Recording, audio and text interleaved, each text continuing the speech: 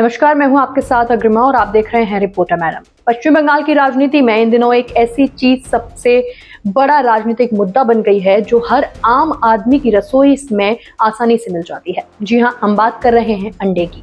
कभी नेताओं पर विरोध जताने के लिए अंडे फेंके जा रहे थे, तो कभी स्कूलों में मिड डे मील से अंडा हटाने के फैसले पर सियासी संग्राम छिड़ा हुआ है। सवाल यह है कि आखिर बंगाल में अंडा इतना बड़ा राजनीतिक हथियार कैसे बन गया? आइए समझते हैं पूरी कहानी। दरअसल पश्चिम बंगाल की राजनीति में इन दिनों एक एग पॉलिटिक्स यानी कि अंडे की राजनीति चर्चा का सबसे बड़ा विषय बनी हुई है। बंगाल में लोगों की थाली का एक सामान्य हिस्सा अब केवल खाने की चीज नहीं रह गया, बल्कि विरोध, राजनीति और वैचारिक टकराव का प्रतीक बन चुका है। इस विवाद का सबसे ताजा मामला नदिया जिले के कृष्णनगर से सामने आया, जहां तृणमूल कांग्रेस के सांसद महुआ मोइत्रा पर प्रदर्शनकारियों ने काले झंडे दिखाए और उन पर अंडे तथा सड़े हुए बैंगन फेंके। हालात इतने बिगड़ गए कि उन्हें अपनी सुरक्षा के लिए करीब 1 घंटे तक एक कमरे में खुद को बंद रखना पड़ा। महुआ मोइत्रा ने इस पूरी घटना के लिए भाजपा समर्थकों को जिम्मेदार ठहराया और इसे लोकतांत्रिक मूल्यों पर हमला भी बताया। हालांकि ये पहली घटना नहीं है। पिछले कुछ महीनों में बंगाल की राजनीति में नेताओं पर अंडे फेंकना विरोध का एक नया तरीका बन चुका है। 30 मई 2026 को टीएमसी के राष्ट्रीय महासचिव अभिषेक बनर्जी पर सोनारपुर में अंडे, ईंट और पत्थरों से हमला किया गया। उस घटना के बाद उनकी सुरक्षा व्यवस्था इतनी कड़ी करनी पड़ी कि उन्हें सार्वजनिक कार्यक्रमों में क्रिकेट हेलमेट पहनकर निकलना पड़ा। इसके अलावा सब्यसाची दत्ता, कुणाल घोष, सौगत रॉय और मदन मित्र समेत कई टीएमसी नेताओं को भी अलग अलग मौकों पर इसी तरह के विरोध का सामना करना पड़ा है।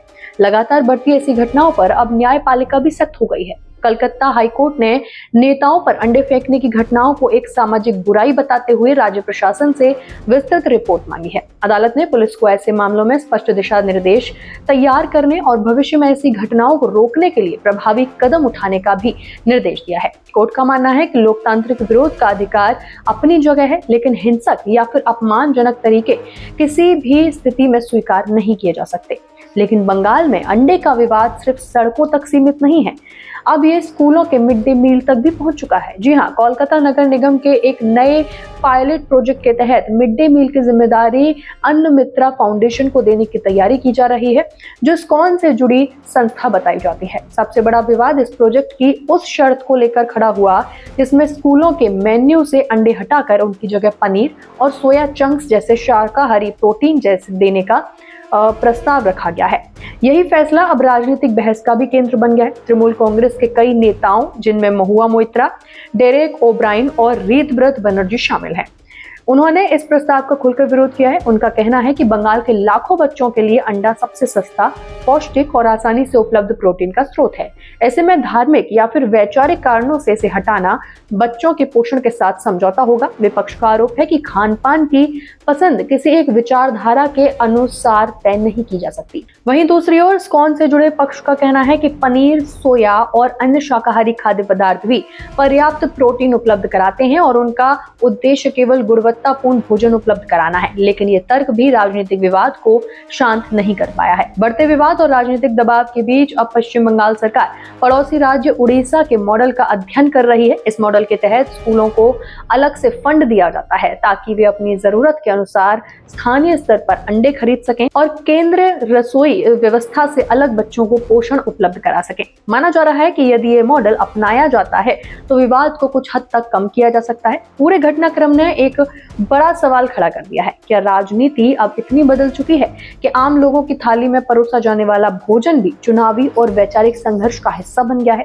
क्या बच्चों के पोषण जैसे संवेदनशील मुद्दे को भी राजनीतिक नजरिए से देखा जाना चाहिए, या फिर ये बहस केवल भोजन की नहीं बल्कि संस्कृति, पहचान और राजनीतिक विचारधाराओं की लड़ाई बन चुकी है? फिलहाल इतना तय है कि पश्चिम बंगाल में अंडा अब सिर्फ खाने की चीज नहीं रहा है। कभी यही अंडा नेताओं के खिलाफ विरोध का हथियार बनता है, तो कभी बच्चों के पोषण और सरकारी नीतियों पर सबसे बड़ी राजनीतिक बहस का केंद्र। आने वाले दिनों में देखना होगा कि सरकार इस विवाद का क्या समाधान निकालती है और क्या बंगाल की राजनीति में एग पॉलिटिक्स का ये दौर आगे भी जारी रहता है। इस पूरे मामले पर आपकी क्या राय है, हमें कमेंट बॉक्स में लिखकर जरूर बताइए कि क्या स्कूलों में मिड डे मील में अंडा बने रहना चाहिए या उसकी जगह शाकाहारी विकल्प पर्याप्त हैं, और क्या नेताओं पर अंडे फेंककर विरोध जताना लोकतांत्रिक तरीका है? अपनी राय जरूर बताइएगा और इसी के साथ बने रहिए रिपोर्टर मैडम के साथ।